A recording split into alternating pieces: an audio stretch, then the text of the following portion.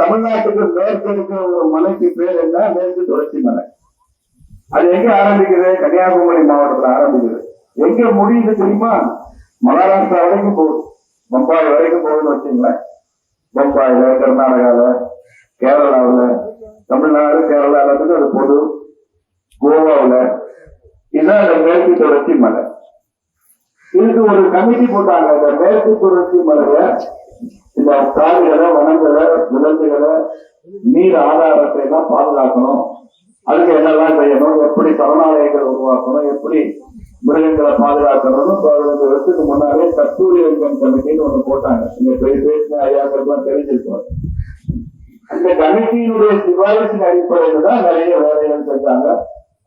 அதுலதான் reserve forest அப்படின்னு ஒரு சிஸ்டம் எல்லாம் கொண்டு வந்தாங்க. இதெல்லாம் ரிசர்வ் ஃபாரஸ்ட் அப்படின்னு பாதுகாக்கப்பட்ட காடுகள், இல்ல ஒதுக்கப்பட்ட காடு. நீங்க இந்த ஊர்ல ஒரு எல்லை வரைக்கும் தான் போய் நீங்க 6 மாடு மேய்க்க முடியும். அதுக்கப்புறம் ரிசர்வ் ஃபாரஸ்ட்னு கல்லு ஓடினா அதை தாண்டி நீங்க போக முடியாது. அப்படித்தானே? மேய்ச்சல் உரிமை நமக்கு கிடையாது. அப்படியே நீங்க மேய்ச்சிட்டு வந்தாலும் ஏதோ ஃபாரஸ்டுக்காரங்க ஒரு நாளை கண்டுக்காக ஏதோ போயிட்டு வரலாமே தவிர சட்டப்படி அதுக்கு அனுமதி கிடையாது. அதனால எங்கெல்லாம் ரிசர்வ் ஃபாரஸ்ட் வருதோ அது முழுக்க முழுக்க மக்களுக்கு சொல்றது இல்லை. அது அரசாங்கத்துக்கு சொந்தம், அது வனத்துறைக்கு தான் அது சொந்தம் அப்படிங்கிறது சட்டம் அப்படித்தான் சொல்லுது. இது நீங்க புரிஞ்சுக்கணுங்கிறதுக்காக நான் இதெல்லாம் சொல்றேன். Reserve forest. இப்ப நம்ம விஷயத்துல என்ன தப்பு நடந்திருக்குன்னா, இந்த பிரச்சனை வந்தது நீங்கெல்லாம் வெளியேறுங்கன்னு சொன்னது மாநில அரசாங்கம் இல்லை. முதலமைச்சர் விஜய் அப்படி சொல்லல. நீங்க எல்லாம் போங்க 10,000 குடும்பத்தை காலி பண்ணுங்கன்னு சொல்லல. நரேந்திர மோடி அப்படி சொல்லல. அவங்க எல்லாம் காலி பண்ண அப்படி சொல்லல. சொன்னது யாரு? இவங்கெல்லாம் காலி பண்ண இந்த இடத்தையெல்லாம் புலிகள் சரணாலயத்துக்கு சொன்னது யாருங்க? உச்ச நீதிமன்றம், கோர்ட் தான் சொல்லுங்க. கோர்ட்டு டெல்லியில இருக்கு, உச்ச நீதிமன்றம். அங்க உட்கார்ந்து இந்த கடமை கொண்டுலையும் வருஷ நாட்டுல என்ன நடக்குது அப்படின்னு கோர்ட்டு தெரியுமா? அங்க உள்ள கட்சி எதையுமே பார்க்காம அப்படி ஒரு ஆரணை கையெழுத்து போட்டு இருந்து அந்த அட்டாவெல்லாம் வெளியே அப்படின்னு சட்டம் போடுவாரா? போட மாட்டார். அவருக்கு நிறைய என்கிட்டே இப்ப இவ்வளவு பேப்பர் கொடுத்துருக்காங்க. நான் காரணம் வர்றதுக்குள்ள நான் வாசிக்கிறேன். அது மாதிரி அவருக்கு இத மாதிரி வண்டியா ஒரு பேப்பராக போயிருக்கும், அரசாங்கத்தினுடைய அறிக்கை போயிருக்கும், உங்க தேனி மாவட்ட கலெக்டர் சொன்னது, மாநில அமைச்சர்கள் சொன்னது, போன ஆட்சியில சொன்னது, அதுக்கு முன்னால காங்கிரஸ் ஆட்சியில சொன்னது, இப்படி எல்லாம் சொல்லி அதெல்லாம் பார்த்து நீதிபதி அப்படி ஒரு சட்டம் போட்டிருக்காரு, ஒரு உத்தரவு நீதிமன்றம் போட்டிருக்கு. அதனால நீதிமன்றத்தை குறை சொல்ல முடியாது. தவறு எங்க நடந்திருக்குன்னா, நம்ம மாநில அரசாங்கத்துல அந்த தப்பு நடந்தது. 2009 எத்தனை வருஷம் ஆச்சுங்க? இப்ப 26, 9 17 வருஷத்துக்கு முன்னால இப்ப நாம குடியிருக்கிற இந்த 10,000 குடும்பங்கள் குடியிருக்கிற இந்த பகுதியை ரிசர்வ் ஃபாரஸ்ட் அறிவிச்சுட்டாங்க. அதானே? அது வரைக்கும் அறிவிக்கல. இப்ப நீங்க எத்தனை வருஷமா அங்க குடியிருந்து விவசாயம் செஞ்சுட்டு வரீங்க சொல்லுங்க பாக்கலாம். அந்த இடத்துல 100 வருஷமா, 150 வருஷமா, சொல்ல மாட்டாங்களா?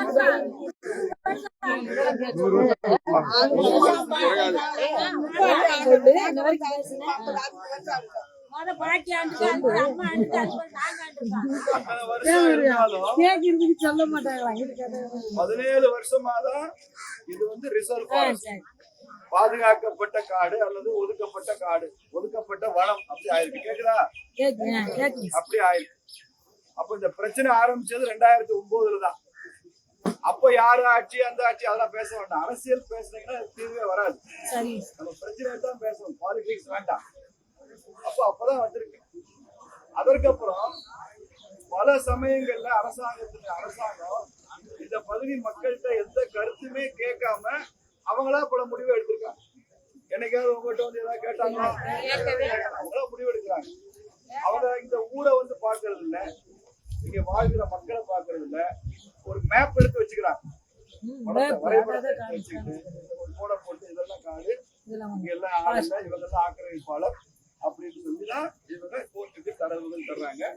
அந்த அடிப்படையில தான் உச்ச நீதிமன்றம் முடிவு செஞ்சது. அதனால இந்த ஆர்ப்பாட்டத்துல நம்ம உச்ச நீதிமன்றத்தை குறை சொல்ல முடியாது. ஏன்னா அவங்களுக்கு என்ன கொடுத்தாங்களோ அதை வச்சுதான் செய்யறாங்க. எந்த ஒரு கட்சியும் குறை சொல்ல முடியாது. ஏன்னா மாறி மாறி பல கட்சி ஆட்சியில இருந்திருக்கு. அதனால இப்ப நாம எல்லாரும் சேர்ந்து இது என்ன செய்யறது அப்படிங்கிறதுக்கு எனக்கு தெரிந்த சில விஷயங்கள் நான் சொல்றேன்.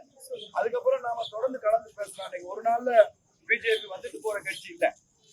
ராஜபாண்டி சொன்ன மாதிரி இந்த பிரச்சனை முழுமையாக தீரும் வரை பிஜேபி உங்களோடு தான் இருக்கும் என்கிற உத்தரவாதத்தை மாவட்ட தலைவர்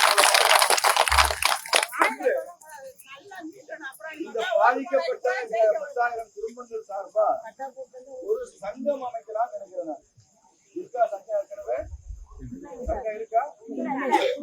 குழு இருக்கு. அல்லது குழுன்ற பேர்லயோ சங்கம் பேர்லயோ வச்சா அது எப்போ உதவும் அப்படின்னா, சீராய்வு மனு தமிழ்நாடு அரசாங்கம் உச்ச நீதிமன்றத்தை கொடுக்குறப்ப நாமளும் அந்த வழக்குல நம்ம உள்ள சேர்ந்துக்கலாம். அது தனிநபரா சேர முடியாது. ராஜபாண்டி போய் சேர முடியாது, இவரு போய் சேர முடியாத தவிர ஒரு சங்கமா நாம அப்படிதான் காவிரி பிரச்சனைலாம் ஒரு சங்கமா தான் போய் சேர்ந்தோம். நாமளும் போய் சேர்ந்தோம். இம்ப்ளீடிங் பெட்டிஷன் பேரு சேரலாம். அது எப்படிங்க எங்களுக்கு உச்ச நீதிமன்றத்துல போய் வழக்கு நடத்த முடியும்? அது ஒரு வக்கீல் ஃபீஸே ஒரு அப்பியரன்ஸ்க்கே 10 லட்சம் 15 லட்சம் கேட்பாங்களே, எங்களால எப்படி வழக்கு நடத்த முடியும்? சொல்லப்பட வேண்டாம். தேனி மாவட்ட பாரதிய ஜனதா கட்சி அந்த வழக்குக்கான பொறுப்பை ஏற்றுக்கொள்ளும். ஆனால் இந்த சங்கம் வழக்கு போட முடியாது. அந்த வழக்கை யாரு போடணும்னா மாநில அரசாங்கம் பண்ணணும். சீராய்வு மனு தாக்கல் பண்ணணும். இப்ப இருக்கிற தமிழ்நாடு அரசாங்கம், முதலமைச்சர் விஜய் அவர்கள் தலைமையில் இருக்கிற தமிழ்நாடு அரசாங்கம், இதுக்கு ஒரு சுற்றுச்சூழலுக்கு ஒரு மந்திரி இருக்காரு. அவர் மந்திரி பேர் என்னன்னு கேட்டேன், எனக்கு தெரியல. உங்களுக்கு யாராவது தெரியலான்னு தெரியல, யாருக்குமே தெரியல. எம்எல்ஏ பேரும் தெரியாது, மந்திரி பேரும் தெரியாது. அதனால அந்த அமைச்சரையும் பார்த்து சீராய்வு மனு தாக்கல் செய்யணும். இப்போ இது அவசர வழக்கா கருதணும். அவசர வழக்கா கருதணும். நேற்று உதயநிதியை கைது பண்ணாங்களா? காலையில கைது பண்ணி தஞ்சாவூர் கூட்டிட்டு வரதுக்கு முன்னால ஹைகோர்ட் தலையிட்டு அவரை விடுவிக்கணும்னு சொன்னாங்களா? ஏன்னா அது அவசர வழக்கு. அப்போ ஒரு உதயநிதியினால அவசர வழக்கு பண்ண முடியுதுன்னா, நீங்க 10,000 குடும்பங்களுக்கு சுப்ரீம் கோர்ட்ல அவசர வழக்கு போடலாமா? போடலாம். நீதி அரசர்கள் உச்ச நீதிமன்றத்துல காவிரியில கர்நாடகா தண்ணி விடலைன்னா மிட் நைட் நடு ராத்திரியில கூட உச்ச நீதிமன்ற கதவை தட்டுங்க, நாங்க திறந்து தண்ணி விட சொல்லுவோம்னு சொல்லியிருக்காங்க. நடு ராத்திரியோட கதவை தட்டுங்கன்னு சொல்லியிருக்காங்க. அப்போ 40,000 பேர் 10,000 குடும்பங்கள் இதை அவசர வழக்காக, அவசரமான சீராய்வு மனுவாக இதை உடனடியாக இது அவசர வழக்காக உடனடியாக சீராய்வு மனுவை தமிழ்நாடு அரசாங்கம் உச்ச நீதிமன்றத்தை அணுகி ஒரு சீராய்வு மனு தாக்கல் செய்யணும்ங்கிறதுதான் இந்த கவன ஈர்ப்பு ஆர்ப்பாட்டத்தினுடைய முதல் தீர்மானம். இதை செய்யலாம்னா நீங்களா கைது செய்யணும். சீராய்வு மனு தாக்கல் பண்ணணும். இந்த சீராய்வு மனுவை தாக்கல் செய்வதற்கு பாரதிய ஜனதா கட்சி தேனி மாவட்டம் ராஜபாண்டி தலைமையில நீங்க உள்ளூர் விவசாயிகள், நீங்க பாதிக்கப்பட்ட கொஞ்சம் பேர் குழுவா ஒரு 10 பேரும் 15 பேரும் சேர்ந்து தமிழ்நாடு மாநில அரசாங்கத்தினுடைய தலைமைச் செயலாளர் அவர்கள் சீராய்வு மனு தாக்கல் பண்ணுவார். முதலமைச்சர் தாக்கல் பண்ண மாட்டாங்க. அந்த இப்ப இருக்கிற தலைமைச் செயலாளர் சாய் குமார் பேரு ரொம்ப நல்ல மனிதர். இந்த மாதிரி மக்கள் பிரச்சனை எல்லாம் அவருக்கு புரியும். அதனால சீராய்வு மனு தாக்கல் செய்வதற்கு தலைமைச் செயலாளரை பார்த்து இங்க இருக்கக்கூடிய விவசாயிகளும் ராஜபாண்டியன் தலைமையில் நீங்க போய் பார்த்து வச்சு என்னால ஏற்பாடு செஞ்சு தர முடியும் என்பதை நான் சொல்றேன். இதை நீங்க உடனடியாக சீராய்வு மனு தாக்கல் பண்ணணும். தலைமைச் செயலாளரை பார்க்கணும். சுற்றுச்சூழல் தமிழக சுற்றுச்சூழல் அமைச்சரை பார்த்து இந்த பிரச்சனை என்னன்னு முதல்ல சொல்லணும். ஒரு அமைச்சர்களுக்கு பிரச்சனை என்னன்னு தெரியாது, சில அமைச்சர்களுக்கு எடுத்து சொன்னாலும் புரியாது. அது ஒண்ணும் அது அப்படிதான் இருக்கும். ஆனாலும் அந்த ஃபீல், அந்த உணர்ச்சிகளை புரிந்து கொள்ள முடியும். சட்ட ரீதியா புரிந்து கொள்ள முடியாட்டி கூட பரவாயில்ல, உணர்ச்சிகளை புரிந்து கொள்ள முடியும்.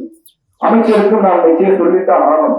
இந்த பகுதியினுடைய எம்எல்ஏ இருக்காங்க, எந்த கட்சி எம்எல்ஏக்கு தேவையான அவரையும் அதுக்கு பயன்படுத்திக்கலாம். சட்டமன்றத்துல இன்னைக்கு சட்டமன்றம் கூடுது. அதனால நீங்க எல்லாரும் உங்க எம்எல்ஏக்கு இங்க இருந்து ஒரு எல்லாரும் போன் பண்ணா அவரால் எடுக்க முடியாது. உங்க எம்எல்ஏ போன் நம்பர் இருந்தா இப்போ நடந்து கொண்டிருக்கிற சட்டமன்ற கூட்டத்தொடர்ல இன்னைக்கு ஆரம்பிக்குது. இன்னைக்கு ஒரு நாளைக்கு கொஞ்சம் 50 மணி அதாவது ஓடிட்டே இருக்கும். நாளையில இருந்து கொஞ்சம் செட்டில் ஆயிடும்.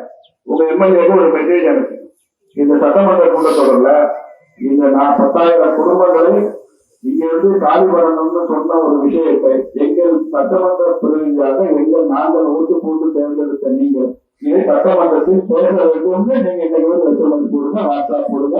அவருக்கு முடிஞ்சவங்க இந்த குழு நிர்வாகிகள் தலைவர்களெல்லாம் போன் பண்ணி பேசுங்க. அவர் 2 நாள் கூட அதை பேச சொல்லுங்க. அதனால ஒவ்வொரு ஸ்டெப்பும் நான் சொல்றேன் சொல்லலாம்.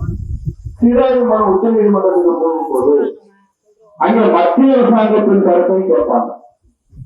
ஏன்னா இது மத்திய மாநில அரசு 2 சம்பந்தப்பட்டதுதான். அதனால மறுபடியும் தேனி மாவட்டத்தினுடைய நிர்வாகிகள், இங்க இருக்கக்கூடிய விவசாயிகள் உங்களை தேவையென்றால் டெல்லி வரை அழைத்து சென்று மத்திய சுற்றுச்சூழல் அமைச்சரையும் பார்த்து இந்த பகுதியை ரிசர்வ் ஃபாரஸ்டாக அறிவிக்கவே தப்பு. இங்க அப்படி ஒண்ணும் புலிகள் நடமாட்டம்லாம் இங்க இல்ல.